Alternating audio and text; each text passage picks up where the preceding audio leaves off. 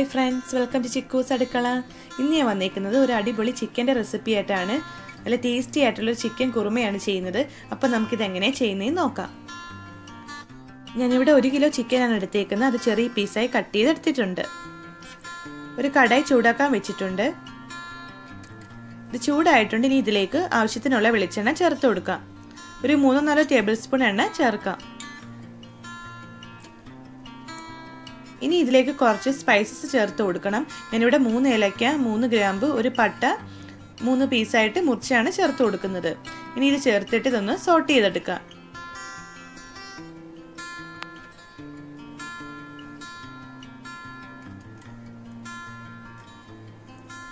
ഇനി ഇതിലേക്ക് 2 table spoon ഇഞ്ചി വെളുത്തുള്ളി അരിഞ്ഞ് ചേർത്തിട്ട് ഇതിന്റെ പച്ചമണം മാറുന്നത് വരെ ഒന്ന് വഴറ്റി കൊടുക്കാം. ഇനി ഇതിലേക്ക് 3 സവാള ചെറുതായിട്ട് അരിഞ്ഞത് ചേർത്ത് കൊടുക്കാം.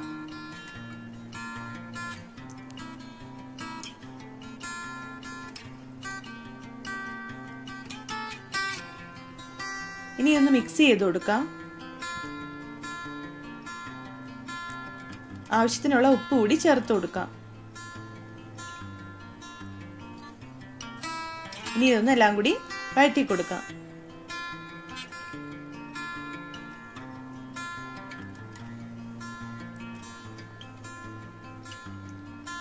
ഇനി ഇതിലേക്ക് ഞാൻ 5 പച്ചമുളകാണ് ചേർക്കുന്നത്. തീരെ ചെറിയ പച്ചമുളക് ആയതുകൊണ്ടാണ് 5 എണ്ണം ചേർത്തത്. ഇപ്പോൾ വലുതാണെങ്കിൽ 3 എണ്ണം ചേർത്ത് കൊടുത്താൽ മതി. ഇനി ഇതെല്ലാം കൂടി നന്നായിട്ടൊന്ന് വഴറ്റിയെടുക്കണം. ആ സവാളയൊക്കെ നന്നായിട്ടൊന്ന് വഴണ്ട് വരണം.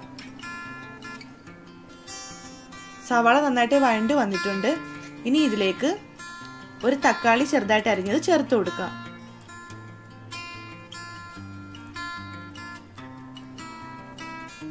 ഇനി ഒന്ന് മിക്സ് ചെയ്ത് കൊടുക്കാം. ഇതൊന്ന് വെന്ത് വരാൻ വേണ്ടിയിട്ട് ഇതൊന്ന് നമുക്ക് അടച്ചു വെച്ച് 2-3 മിനിറ്റ് വേവിക്കാം. തക്കാളി നന്നായിട്ട് വെന്ത് വന്നിട്ടുണ്ട്. ഇനി ഇതിലേക്ക് 1/4 ടീസ്പൂൺ മഞ്ഞൾപ്പൊടി ചേർത്ത് കൊടുക്കാം. ഇനി അതിന്റെ പച്ച മണം മാറുന്നത് വരെ ഒന്ന് വഴറ്റിയെടുക്കാം. ഇനി ഇതിലേക്ക് 1.5 ടേബിൾ സ്പൂൺ മല്ലിപ്പൊടി ചേർത്ത് കൊടുക്കാം.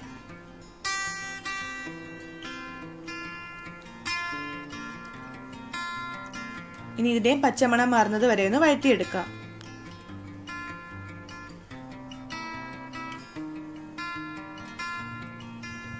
ഇനി ഇതിലേക്ക് ചിക്കന്റെ പീസസ് ചേർത്ത് കൊടുക്കാം.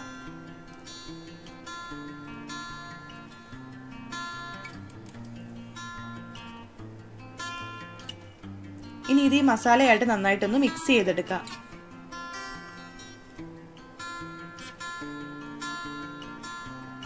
നല്ലപോലെ മിക്സ് ചെയ്തെടുത്തിട്ടുണ്ട്. ഇനി ഇതിലേക്ക് 1 കപ്പ് ചൂടുവെള്ളം ചേർത്ത് കൊടുക്കാം. ഇനി ഇത് നന്നായിട്ടൊന്ന് മിക്സ് ചെയ്ത് കൊടുക്കാം.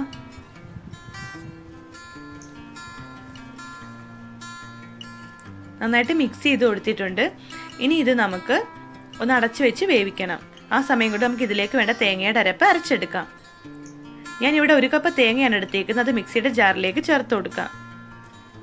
ഞാനിവിടെ 10 അണ്ടിപ്പരിപ്പ് കുറച്ച് ചൂടുവെള്ളത്തിൽ ഒരു 2 മണിക്കൂർ മുന്നേ സോക്ക് ചെയ്ത് വെച്ചിരുന്ന് ഇനി അതുകൂടി ചേർത്ത് കൊടുക്കാം. 1/2 ടീസ്പൂൺ പെരുംജീരകം ചേർത്ത് കൊടുക്കാം. ഇനി അരയ്ക്കാൻ ആവശ്യത്തിനുള്ള വെള്ളം ചേർത്ത് നല്ല പേസ്റ്റ് രൂപത്തിൽ അരച്ചെടുക്കാം.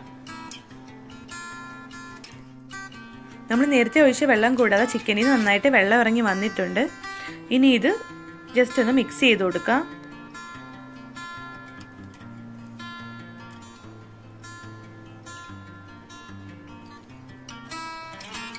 ഇനി ഇത് വീണ്ടും അടച്ചു വെച്ച് 15 മിനിറ്റ് കൂടി വേവിക്കാം.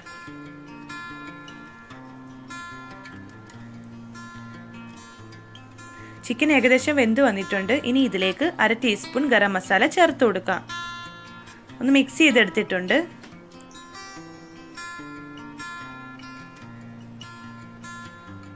ഞാൻ 1/2 ടീസ്പൂൺ ഗരം മസാല കൂടി ചേർത്ത് കൊടുത്തിട്ടുണ്ട്.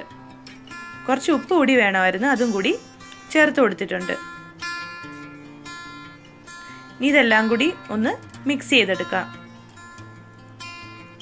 ഇനി ഇതിലേക്ക് നേരത്തെ അരച്ചു വെച്ചേക്കുന്ന തേങ്ങയുടെ അരപ്പ് ചേർത്ത് കൊടുക്കാം. ഞാൻ ഫ്ലെയിം ഒന്ന് ലോ ആക്കി കൊടുത്തിട്ടുണ്ട്.